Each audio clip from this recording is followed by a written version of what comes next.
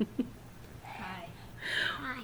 Welcome Hi. to Knitting Keeps Me Sane with Dr. Sane Knitter and Offspring. Offspring. What does that mean? Children. My children. Oh. My offspring.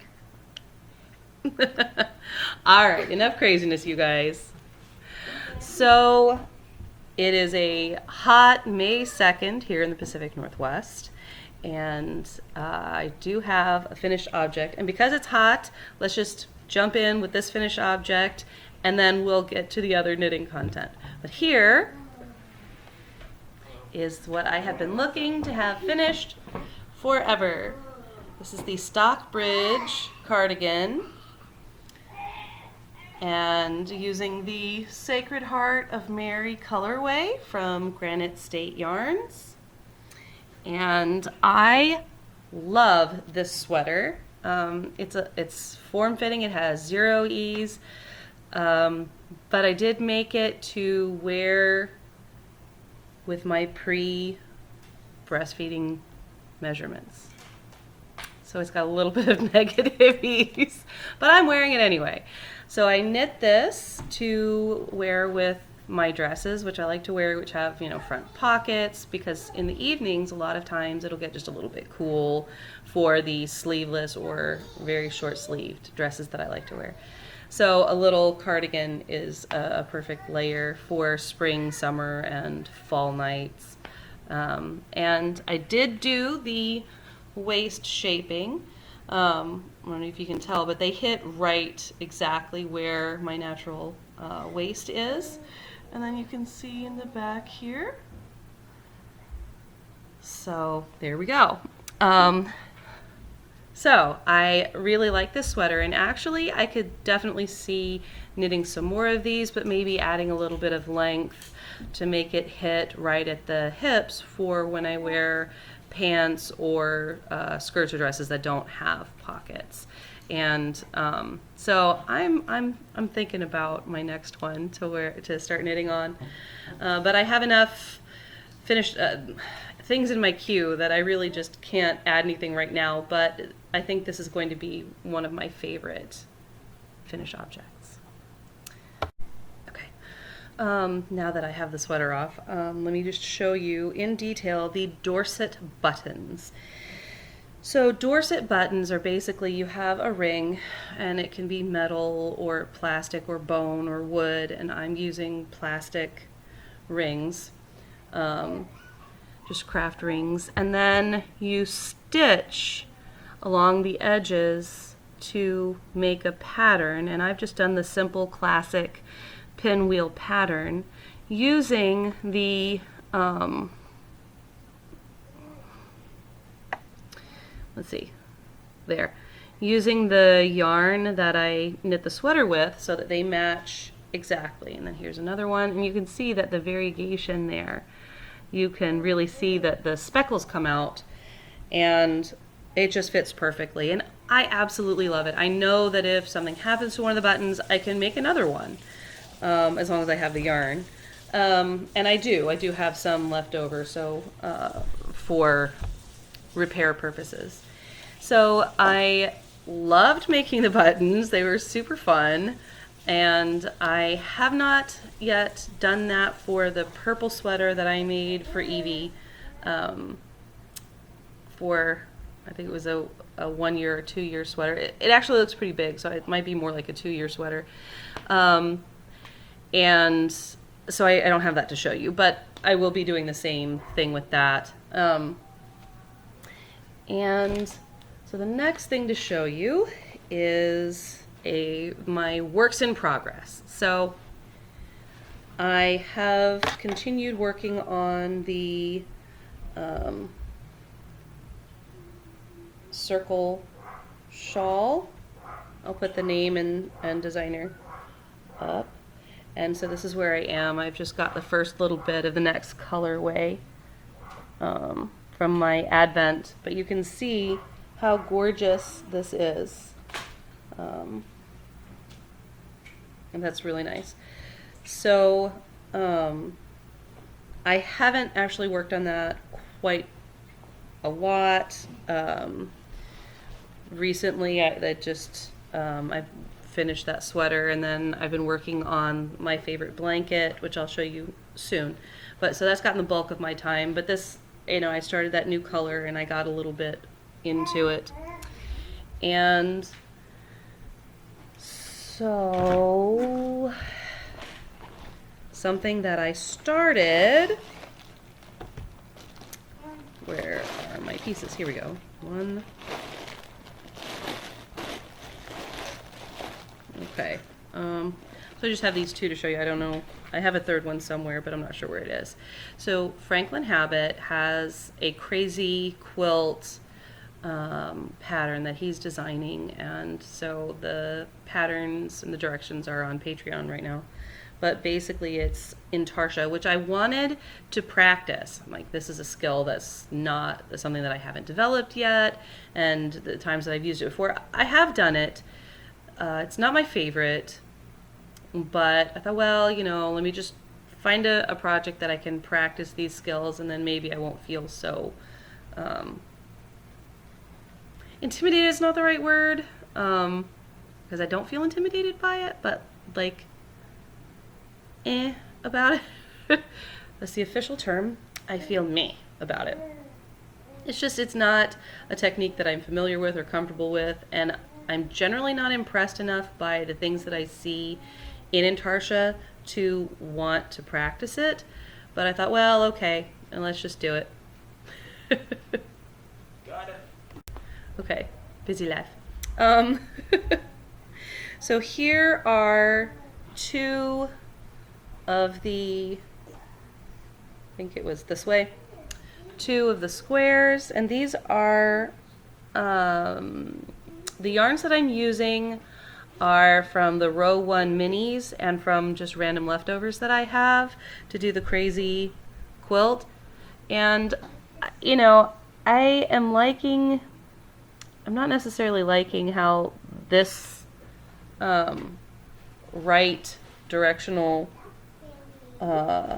connection goes, but I love the way the left directional slant goes, the way that it hooks together.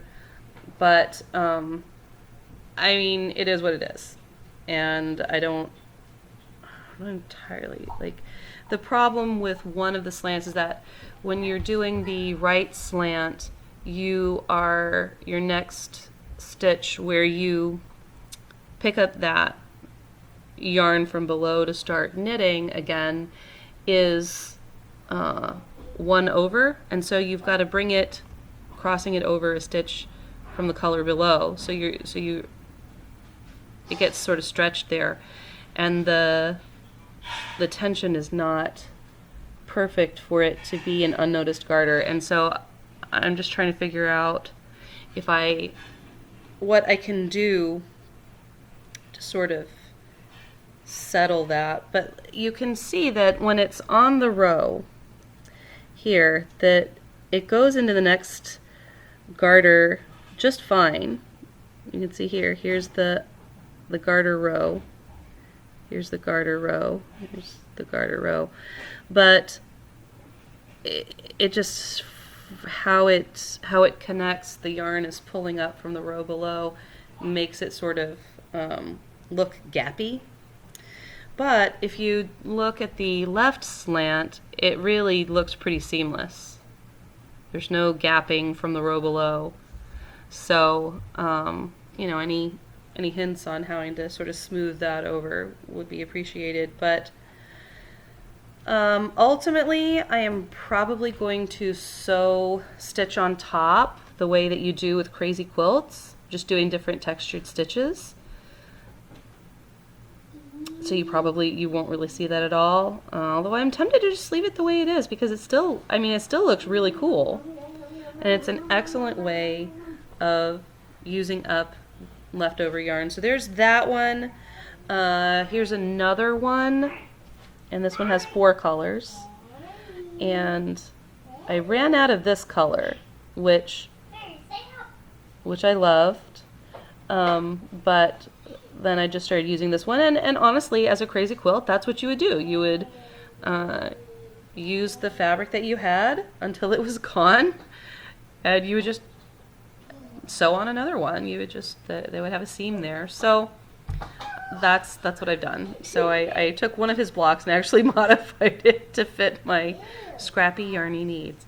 And that's cool. That's basically what this is for. So these yarns are row 1s in here, except for this one. This one was not. This was left over from another project. So that is sort of young lady. No. Wave. No, go on the whiteboard. Watch out. There you go. Okay.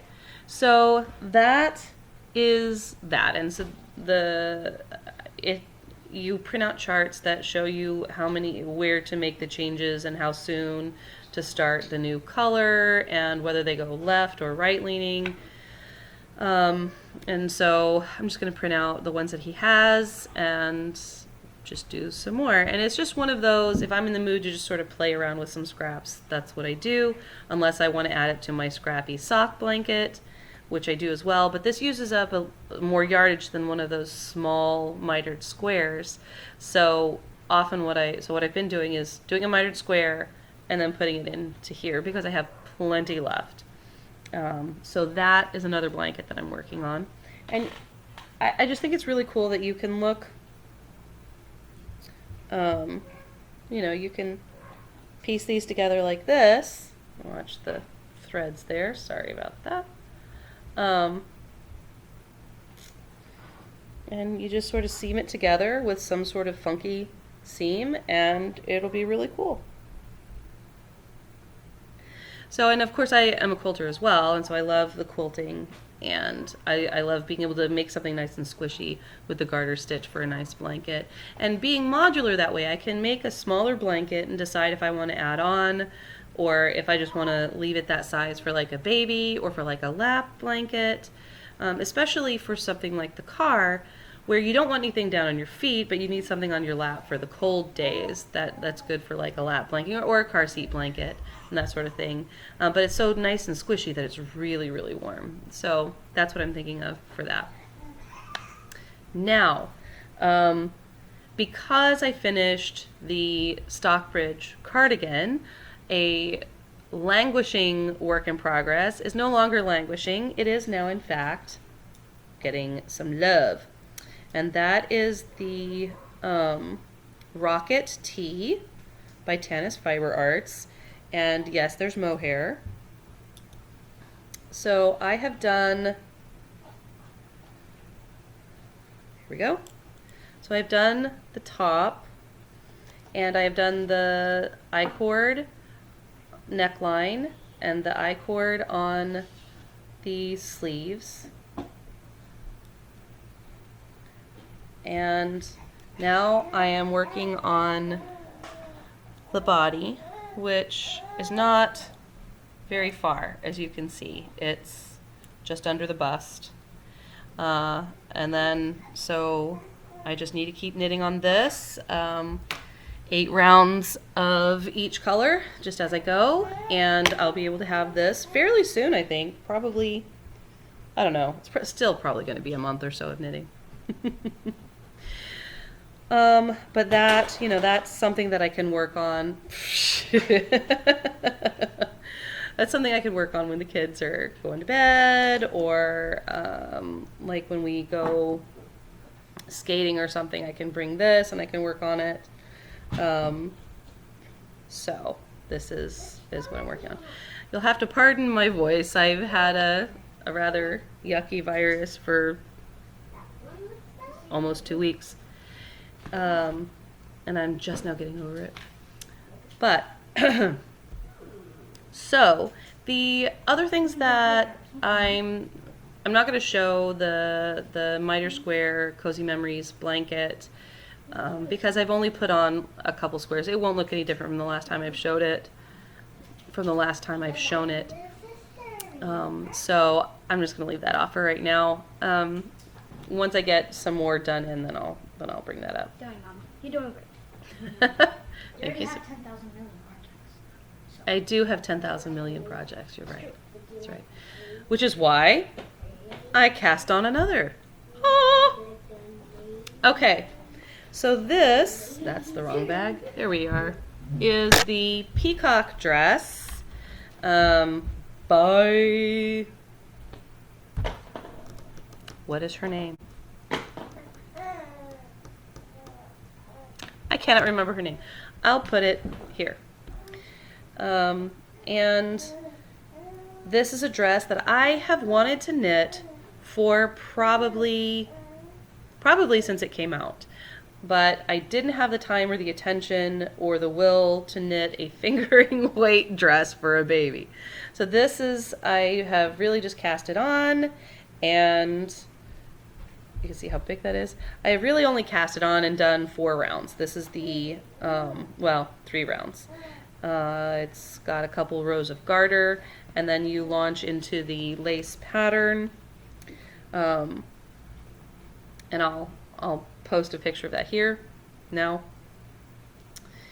And then this is the color, which for me looks like a peacock green. That looks a little more, yeah, that's probably about right. So it's sort of a peacock blue-green. And it is lovely. And it is out of the Knitting for Olive Merino. The color is petroleum green. It is 100% extra fine merino.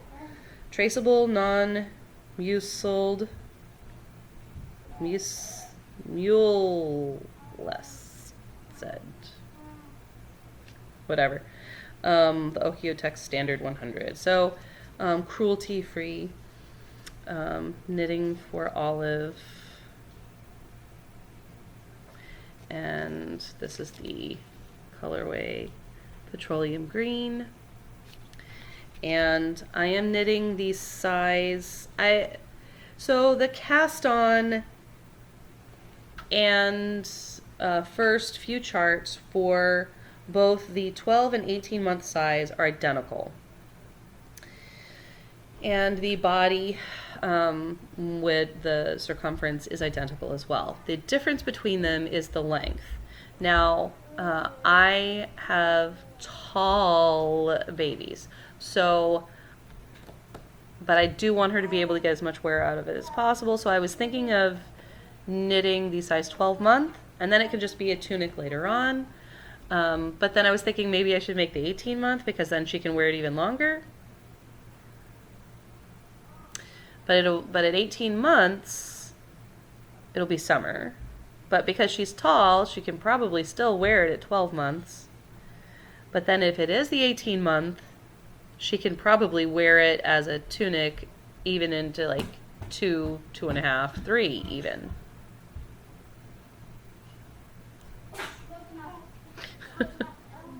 So I'm debating. I have enough yarn to do both, so I think what I'm going to just do is keep knitting what is for both, and then when I get to the part where I have to choose, I'll hold it up and look at the size and imagine the rest and get out a ruler and be like, okay, and make a decision then. But I'm leaning toward doing the 18-month size just to get as much wear out of it as possible, because I don't mind her at like a year wearing something kind of long, and then at 2 or 3, you know, it's kind of short, like a tunic or a you know, just sort of a fancy long top.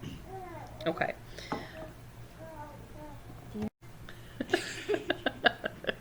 That's on camera. That's going on the podcast. Hooray. They can all know that you need help because I'm too creepy for you. They all know it now. Well, I mean, the acorn doesn't fall far from the tree. That's for sure. Okay, so those are my works in progress. And honestly, I mean, you'd think being sick that maybe I'd have a little bit of knitting time. No. Not with 7 children and dogs and ducks and big garden and whatever, so no. But I've been loving what I've been able to get done. Oh! I need to show you the My Favorite Things blanket. Hang on. Okay, so Cozy, the the blanket here. I went to go get it, and then I had to finish the row, and then I had a poopy diaper. Clean hands now, though. So my other work in progress has been getting the bulk of my time because I want to sort of work ahead a little bit, because coming into summer, I'm not really going to want to sit with a heavy blanket on my lap to knit on it. So I'm trying to work on it during whatever cool days that we have, and especially the cool evenings. And so here is my favorite blanket. So as you can see, here's January, February, March, April, May, and this little bit here with the yellow and the yellow and the green is June. And you can see that the May portion has a bit of eyelet now, and that will continue in the next sections as per the pattern. And since the pattern is the same for the next couple of sections, I'm knitting ahead rather than waiting for the next section. Because if I were going to wait for the next section, I would wait for wrong side. I would wait for June. But I really want to not be knitting on this in August. So I'm knitting ahead. I'm going to be having some Christmas knits, so I don't want to just delay it and pick it up again in the fall because I'll have Christmas knits. So I'm going to knit ahead as much as I can and then set it aside when it's too hot, and then pick it up again, hopefully with just the last 4 months to do. And then if I can have that, maybe then it won't be quite so time consuming that I can't also get my Christmas knitting done. So there's that. And that's all the knitting. I don't have any, I do have stash acquisition. Okay, so okay, all right. Welcome to the chaos.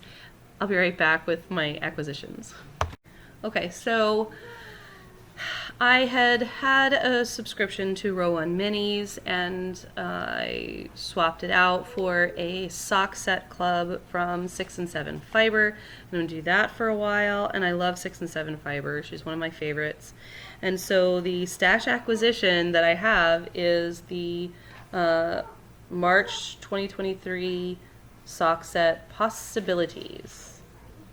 And so this is beautiful. You can see that it's got, this beautiful sky blue and white speckle, variegated, and then this sort of very rich and lush blues and browns and greens and reds in here that, I don't know, I mean, it kind of reminds me of like a petroleum spill, the way that it speckles like that, the way that it sort of swirls like that. So we'll see what pattern I think would work for this, but I'm looking forward to working with this. I'm thinking when we do our summer vacation, which is just, we take like a day trip or 2 day trips to the beach, I'm probably going to cake this up and bring it with me. So, well, I'll have had a few more months of the colorways coming in, so I'll pick one to bring with me on that trip. So anyway, that's my stash acquisition for yarn. My other acquisition is not stash. These are Signature Needle Arts short single pointed needles. I'll show you. They just came in today. I knew that they were coming in today, so I sent my children out to go get them at the mailbox for me. Here we go. So these are the 7-inch Signature Needle Arts, and this is the size 3 because this is what I use with the stiletto points. I like the sharp points. Being a tight knitter, the sharper point just works a whole lot faster for me.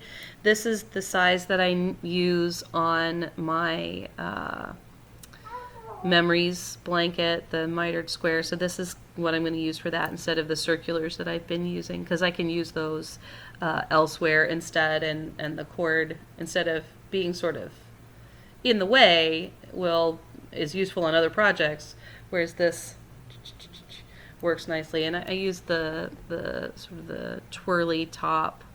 They had a couple different options, and so I got those. And I have used longer versions of these, which I had been given, and I liked them a lot. But I tend to use the shorter ones. And of course, when I'm doing that blanket, because the rows are so short, I knit one way, and instead of turning it around, I knit back. It is garter stitch, so it's just, you know, pretty easy. You just mirror what you're doing. So I knit back with that, and so it's just really easy on these short needles to just knit, turn, you know, not turned around, and knit back, and so I just really love these. So for like the little blanket and like the 10-stitch blanket, I'll use something like this as well. And there we go. So, but I think I'm using a larger needle on that because I'm holding that double. Am I holding that double? I can't remember. I haven't picked it up in a month.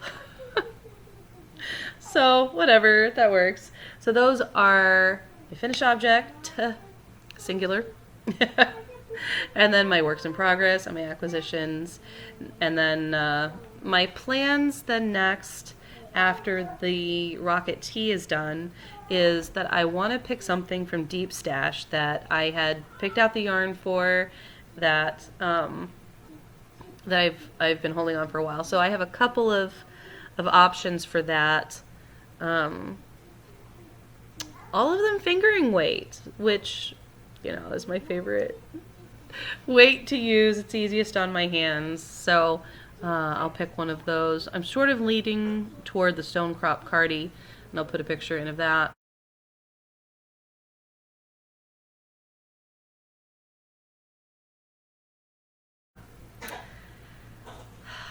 The other one that I'm thinking of is sort of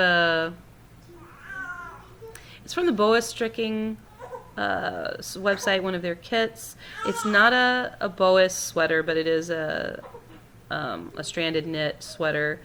So it's going to be one of those two, and I've had those in stash since before we moved in this house. So I think I got those pre-2019.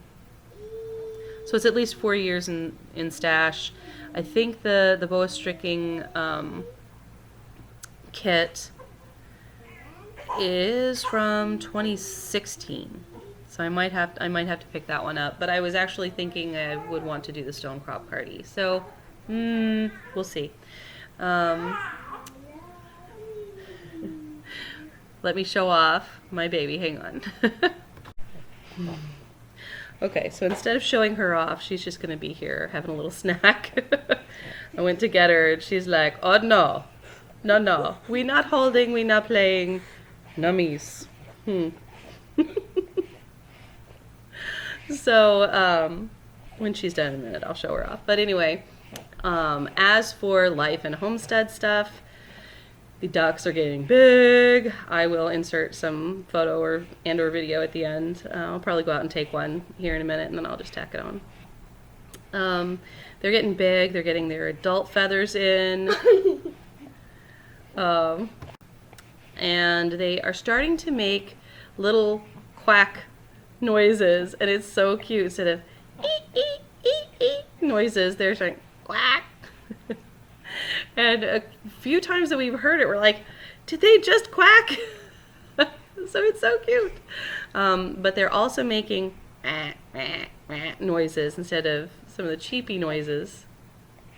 So I think that's their sort of transition into full quacking mode. but they have really started to get accustomed to their enclosure, both the inner pen and the outer enclosure where their pool is. And now they're, instead of being hesitant and skittish about leaving their house, they're totally happy to come out of their house into the inner pen and to get their food and water. And in fact, they're finally not too worried about getting close to me as I put down the food and the water. A couple of them. Others of them are like, human danger, and that's okay. Yesterday or today, as a matter of fact, I had to rescue one from itself, and so I picked it up, and it was just like, "Hello, please don't eat me." Okay, I'm happy you didn't eat me, and then I set it down. And it's like, okay, and it waddled off. So it was cute that way. And they're confident enough now to leave their inner enclosure, also to go out into their little pool, which is really nice that they're so comfortable that they're able to do that. And so we go out and check on them every couple hours, make sure they've got food and water. Especially now that we've had a little bit of warm temperatures. They'll put themselves in their duck house, no problem. I had heard that ducks are kind of difficult about getting put back to bed.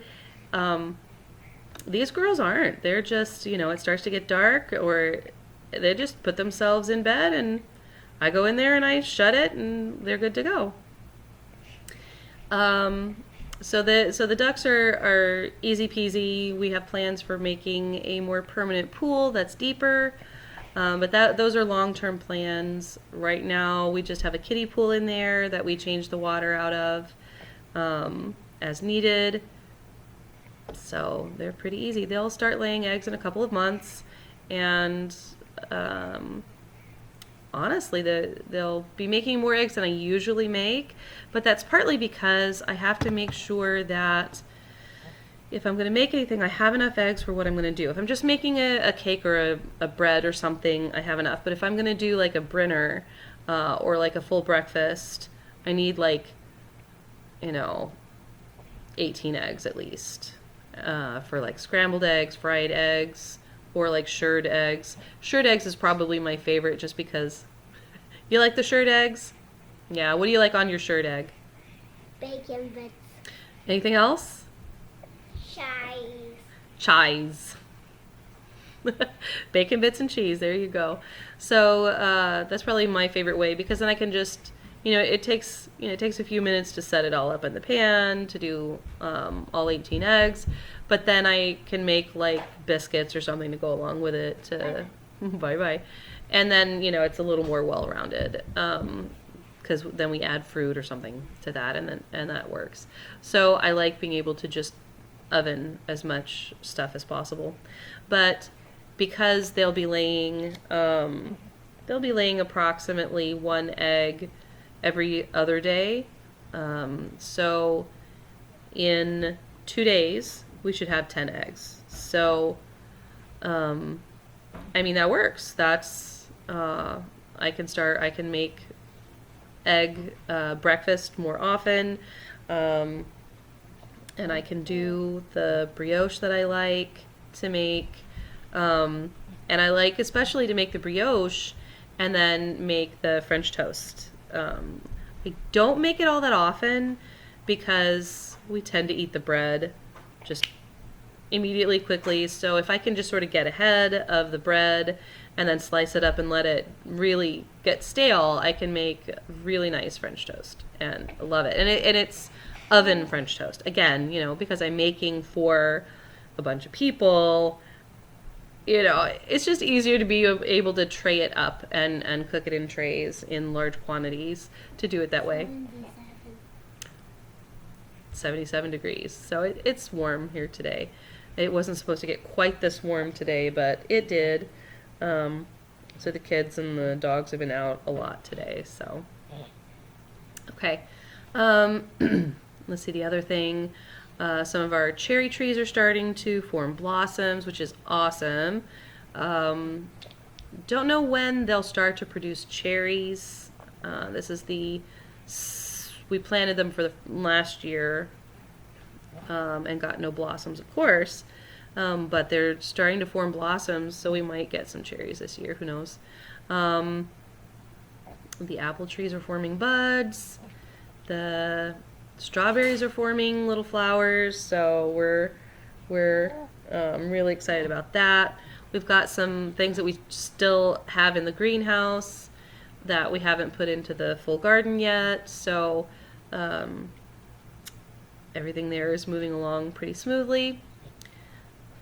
Thank you, sweetheart. Okay, now we can show off the baby. Yeah. Is that your sister? Hi, Evie. Yeah. So this is my favorite finished object of the last few years. There we go. And she is a wonderful baby and a wonderful baby sister who has wonderful big sisters and big brothers. You're a good big sister, aren't you? You play with her? Do you show her things? Yeah, you do. You're good. So this one just got some food in her tum-tum, and she is looking to get into trouble now. She is rolling over as of Saturday. She turned 4 months old on Sunday, and she just started rolling over, and now she loves it. Hi. What is it? What are you seeing? She's like, what is this I'm looking at? What is that? Is that you? She's like, I don't know what in the world this is, but this is crazy. And she's a good girl. She's a good baby. She's big and strong and healthy. She's a little bit like, I don't know what are you doing? This is not playing. This is not my spinner. Where'd your sister go? Where'd your sister go? Yeah. So, I love you, Evie. aw. Say hi, hi, hi, hi. Hi, hi, hi. So, there we go. This is the baby. And she takes up all of my time. All of my time. All of my time, don't you? Yeah. The best time. We have the best time, don't we? Yeah. She likes to watch me do everything. She wants to watch me make coffee and dinner and knit. But after a few minutes of that, she's kind of like, let's move on. Her favorite thing to watch are ceiling fans or watch the mobile go around. So, you know, pretty normal baby stuff. And there we go. I think we're about done. You want to say bye? Bye-bye. Bye-bye. So, thanks for listening, and we'll see you again next time. Bye. Say bye. Bye.